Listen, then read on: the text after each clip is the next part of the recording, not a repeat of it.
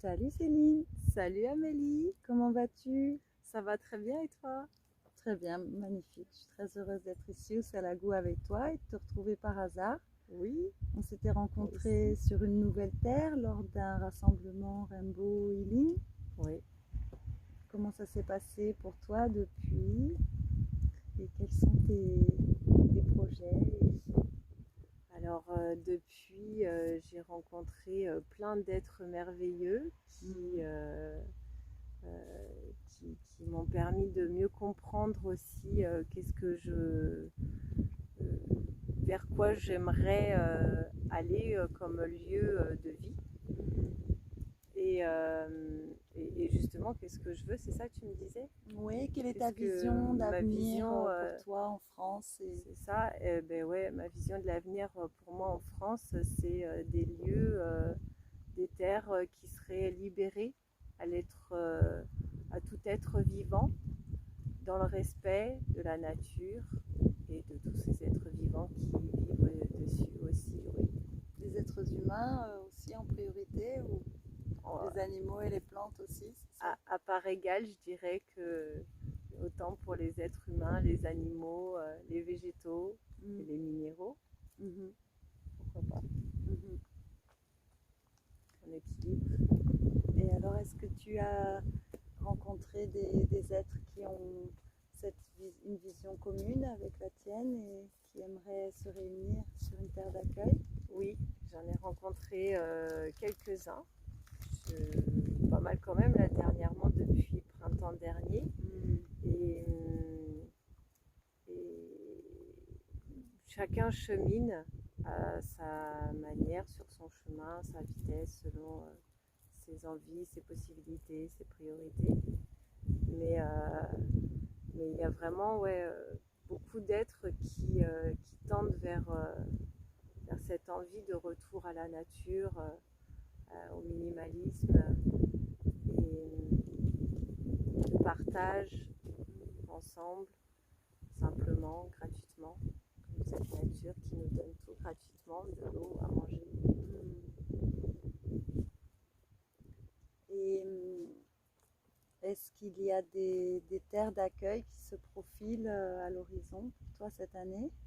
Oui, je dois rencontrer quelqu'un à la fin du mois qui serait prêt à nous accueillir, qui voudrait créer aussi des terres ouvertes naturellement, comme ça, libres, et avec une communauté. Et il y en a plusieurs même dans le Gers qui pourraient vouloir accueillir des communautés comme ça qui seraient prêts Mm. à développer l'autonomie sur les terres, l'indépendance, Mm. et peut-être en Dordogne aussi. Et en Dordogne aussi, c'est une région sublime aussi, la Dordogne, hein. Ouais. Moi, je trouve un peu plus humide quand même que le Gers par exemple, ou que même Mhm. la région où on est là. Mhm. Mais, mais c'est quand même des belles régions avec tout un tas de diversification de faune et de flore Mm. qui est magique. Magique. Ouais, Oui. Et c'est féerique, la Dordogne. C'est très vert, ouais. préhistorique aussi, un peu, je dirais. C'est bien, ouais. Donc, il y a peut-être une terre d'accueil dans le Gers, peut-être une autre en Dordogne. Ouais, Il y a toute une équipe d'êtres humains qui ont envie de vivre ensemble de cette ouais. façon-là, proche de la nature. Mm. Et comment tu vois votre quotidien sur cette terre? Alors, le quotidien, c'est de pouvoir vivre chacun à son rythme, Mhm. d'écouter Mhm. son horloge biologique Mhm. et de partager des repas ensemble, sans obligation non plus, tout en ayant quand même aussi chacun son petit espace privé et autonome, Mhm. mais aussi donc les parties communes, que si on a envie d'aller retrouver les autres, ou d'aller retrouver quelqu'un, voilà, Ou c'est un d'être un peu peu, seul. ou d'être un peu seul, voilà, c'est au choix de chacun selon le moment, selon l'instant.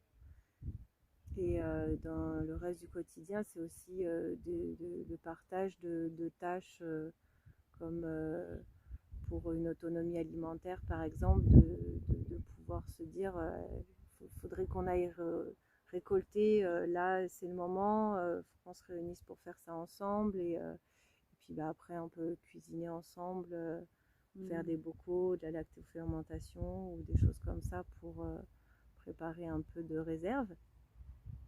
Et des cercles de parole aussi, justement, dans lesquels on pourrait se partager les points positifs, les points négatifs de ce qu'on peut avoir rencontré comme cas, comme situation sur le lieu ou même à l'extérieur.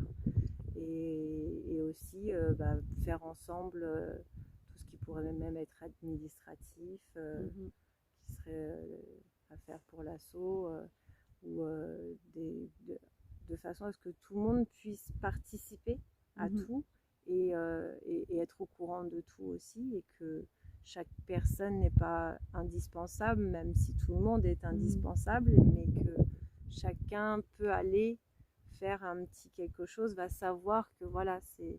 Tiens, tu vois par exemple que la poubelle elle est pleine, tu vas pas te dire ah bah tiens, faudrait la vider. Non, c'est pas grave, tu la prends, tu la vides, tu l'emmènes.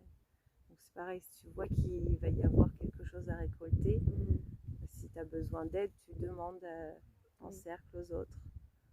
Pour l'administratif aussi, ou pour d'autres choses. Et le partage thérapeutique aussi, de travail personnel, développement spirituel, développement personnel. On peut utiliser plein d'outils pour ça.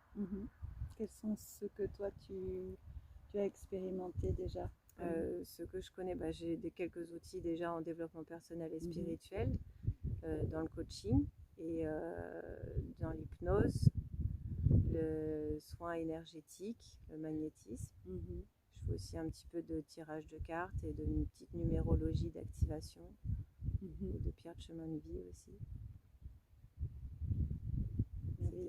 Et après, chacun a d'autres aussi, d'autres savoirs qui viennent s'ajouter, se partager. Ouais.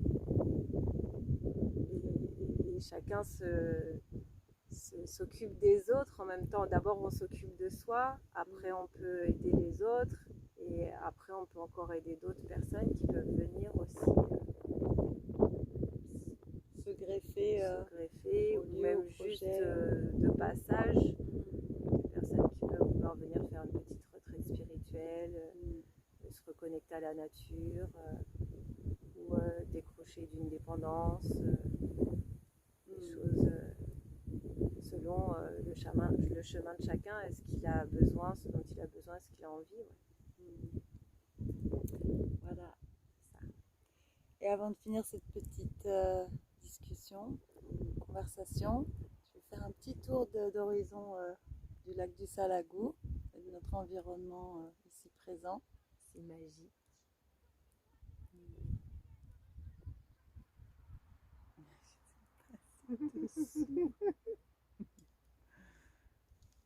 Ah, et le petit camion.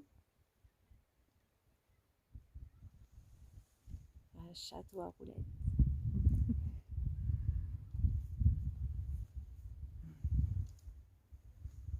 Donc c'est toujours nous là, ici.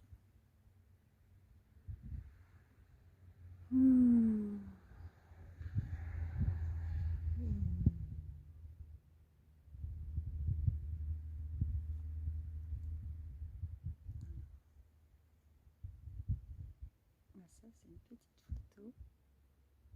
Je regarde comment fonctionne la caméra. C'est un retournement. On va refaire retourner la caméra. On va refaire le petit tour dans l'autre sens.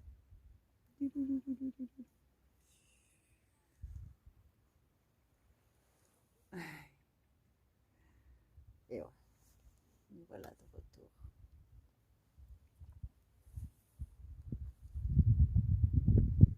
Alors, pour conclure, donc ce lieu qui se fait peut-être, qui va s'ouvrir éventuellement peut-être le mois prochain, dans le Gers, un autre possiblement en Dordogne, Et tu me parlais d'une forme géométrique Ah oui, de vision sur la France.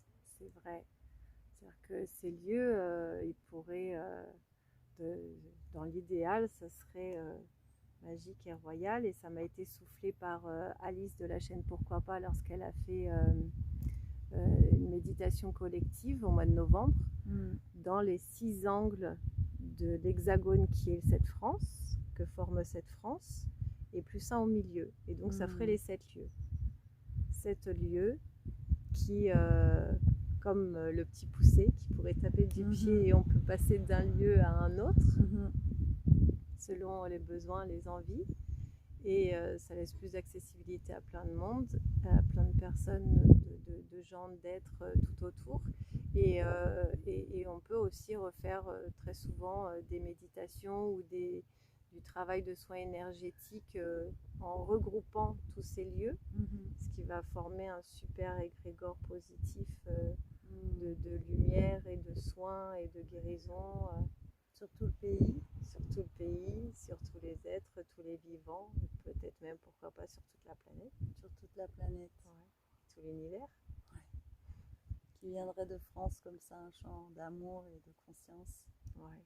Et qui irait retrouver les autres chants d'amour et les autres terres d'accueil sur les autres continents et dans les autres pays. Ouais. Ça serait génial, ça serait magique. Ouais, magnifique. J'espère que ça va se faire prochainement et que vous aurez beaucoup de belles graines à planter et à voir pousser de belles récoltes et que je viendrai vous voir là-bas. Sur la route, oui, c'est la bienvenue, tout le monde.